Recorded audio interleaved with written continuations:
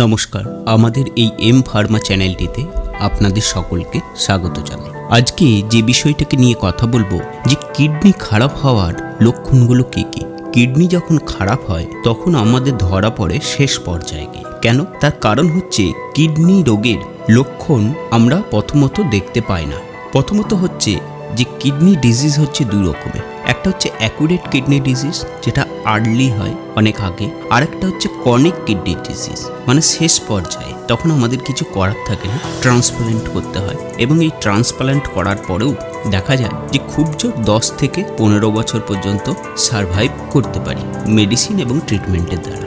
এখন বিষয়টা হচ্ছে যে কিডনি যদি প্রাথমিক পর্যায়ে খারাপ হয়ে থাকে আপনার, সেটা যদি আমরা ধরতে পারি তাহলে কিডনির নিজের ক্ষমতা আছে নিজে নিজে রিকভারি হয়ে যাওয়া। এখন যে সিমটমগুলোর দ্বারা আমরা বুঝতে পারবো সেগুলো হলো, প্রথম বিষয় হচ্ছে আপনার অল্পতে ক্লান্ত হয়ে পড়া।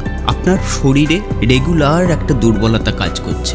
যদি এমনটা কিডনি টেস্ট করা, খাবার অনীহা, খাবার ইচ্ছা চলে যাওয়া, মাঝে মধ্যে বমি বমি ভাব হওয়া, এই যে জিনিসটা যদি রেগুলার আপনার কয়েক মাস ধরে চলতে থাকে তাহলে কিন্তু আপনি একবার কিডনির চেক আপ করিয়ে নেওয়া ভালো।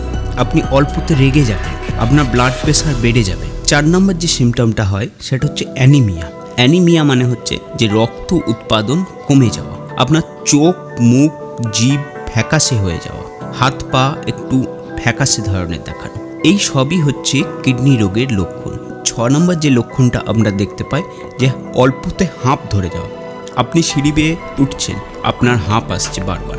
আপনি দীর্ঘ সময় কোনো জায়গায় চলাফেরা করছেন, আপনার হাঁপ আসছে। আপনি তাহলে কিডনির একবার চেক আপ অতি অবশ্যই করাবেন। হাত পা ফুলে যাওয়া, মুখ ফুলে যাওয়া, এটা তো কিডনি রোগের একটা বিশেষ লক্ষণ। ইউরিনের পরিমাণ কমে যাওয়া, যখন আপনি বাথরুম করতে যাচ্ছেন তখন বাথরুম করার পরে আপনার সেই বাথরুমে ফেনা উৎপন্ন হওয়া, আপনি জল দিচ্ছেন তবুও ফেনা পরিষ্কার হচ্ছে না পুরোপুরি, তখন আপনি জানবেন যে আপনার কিডনি কিন্তু ফেলিয়ারের দিকে এগোচ্ছে বা কিডনিতে কোনো রকম সমস্যা হচ্ছে। যখন কিডনি 80% ফেলিয়ার হয়ে যায় তখন কিডনিতে কিন্তু ব্লাড আসা শুরু হয়। এটাও কিন্তু কিডনি ফেলিয়ারের একটা লক্ষণ। ঘুমের ডিস্টার্ব হওয়া, এই সমস্ত কিছু কিন্তু কিডনি রোগের একটা লক্ষণ। কিন্তু প্রাথমিকভাবে আমরা কখন বুঝতে পারবো? যখন অল্পতে ক্লান্ত হয়ে পড়বো, খাবার ইচ্ছা চলে যাবে, রক্ত উৎপাদন কম হবে। কারণ রক্ত উৎপাদন কম হলে আপনার এমনিই দুর্বলতা আসবে, আপনার হাঁপ ধরে যাওয়া, এই সমস্ত কিন্তু আপনি যদি হয় তখন কিডনি একবার চেক আপ করাবেন। কিডনির জন্য যে টেস্ট আমাদের লাগে, খুব বেশি খরচার টেস্ট কিন্তু হয় না। আমাদের ইউরিয়া, ক্রিয়েটিনিন, REA, আল্ট্রাসোনোগ্রাফি, তারপর ইউরিন প্রোটিন, এই কটা টেস্ট করলেই আমরা কিডনি কতটা খারাপ হচ্ছে বা ভালো আছে সমস্ত কিছু কিন্তু বুঝতে পারবো। একটা বিষয় বলে রাখা ভালো, কিডনির খারাপ হওয়ার জন্য কিন্তু কিডনিতে কোনো রোগ হয় না। আমাদের শরীরে অন্যান্য রোগের বশবর্তীতে কিডনির ফেলিয়ার হওয়ার সম্ভাবনা বেড়ে যায়। যেমন কিডনি ফেলিয়ার সুগারের দ্বারাও হতে পারে, ব্লাড প্রেশারের দ্বারাও হতে পারে, এন্টাসিয়ার দ্বারাও হতে পারে, জন্মগত কোনো ত্রুটির কারণেও হতে পারে। বিভিন্ন রোগের কারণে কিন্তু কিডনি ফেলিয়ার আপনার আসতে পারে। কিন্তু এই কিডনিকে যদি আমরা ভালো রাখতে চাই তাহলে আমাদেরকে প্রতিনিয়ত একটা যত্ন নিজের শরীরে নিতে হবে। অতিরিক্ত সময় ধরে আপনি প্রস্রাবকে কখনোই কিন্তু আটকে রাখবেন না।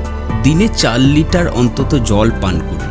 আপনার অন্যান্য কোনো অর্গান, লিভার বলুন বা রক্তে সুগারের পরিমাণ বেড়ে যাওয়া বা ব্লাড প্রেশার, এই জিনিসগুলো আপনি 3-4 মাস অন্তর একবার করে চেক আপ করুন। তাহলে আমরা প্রাথমিক পর্যায়ে আমাদের কিডনিকে কিন্তু আমরা ভালো রাখতে পারব। শাকসবজি খাওয়া, এই সমস্ত কিছুর দ্বারা কিন্তু আমরা নিজেদের কিডনিকে ভালো রাখতে পারব। কিডনিতে অনেক সময় পাথর জমে, কিডনিতে পাথর জমলে তার আলাদা ট্রিটমেন্ট হয় এবং সেটা 6-7 মাসে রিকভারি করা যায়।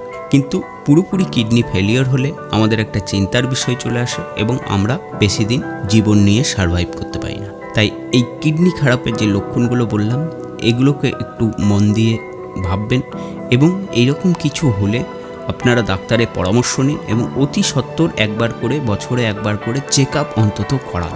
তাহলে নিজেকে সুস্থ রাখা সম্ভব হবে।